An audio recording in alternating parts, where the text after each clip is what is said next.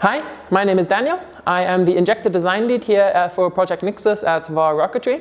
I have been part of WARR Rocketry for the past 3 years and have been Design Lead for the Injector for the past 2 now. Today I'm wanting to show you a couple of the injectors that we are currently using for our EX4 rocket and talk also a bit about what we are planning in the future when we move on to our EX5. For our Brunhilde engine, we are using a triplet unlike impinger. This means we have in total per injector element 3 holes that lead from either the oxidizer manifold or the fuel manifold into the chamber. Unlike impingement means we have both oxidizer and fuel impinging on one another, and triplet means there are 3 holes leading to impingement.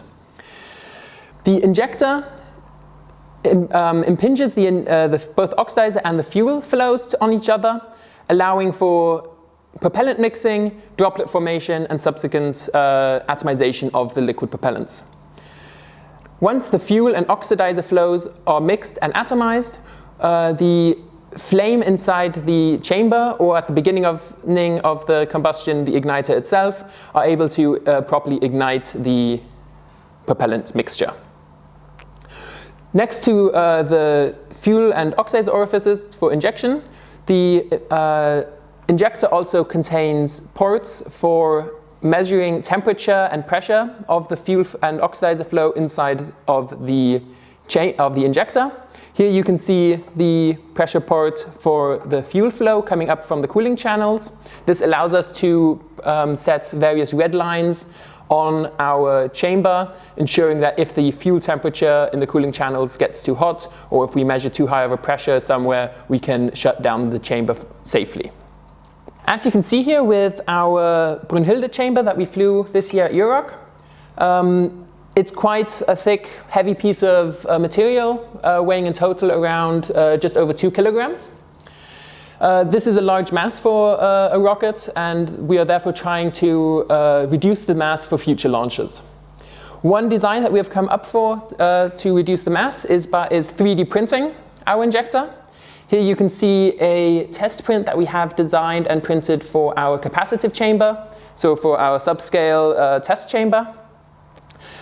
This allows us to print the entire injector in one piece, avoiding any sealing surfaces or O-rings.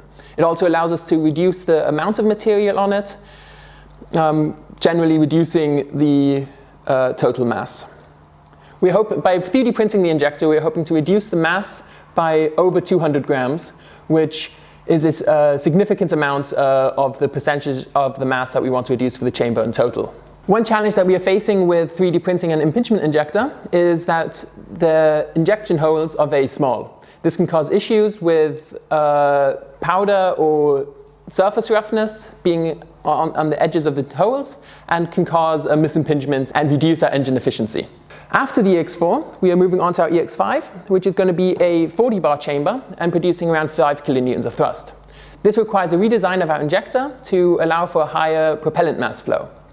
Since we're already redesigning our injector, we decided to also switch to a different injector type and are now currently developing a pintle injector.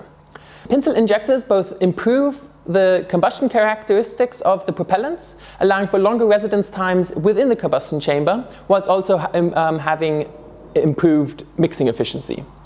Furthermore, by being able to throttle the amount of propellant moving through the injector without reducing the pressure drop over the injector as much, we're able to throttle the engine and reduce the amount of thrust produced during the flight. This will hopefully allow us to reach higher altitudes during flight. Thank you for watching. I hope you were able to learn a bit about how our injectors work. And if you have any questions, feel free to write them in the comments below, and we'll do our best to answer them as soon as possible. Also, feel free to like and subscribe to our channel. We are going to be posting more videos on the various components of our rockets, as well as the rockets themselves in the coming weeks.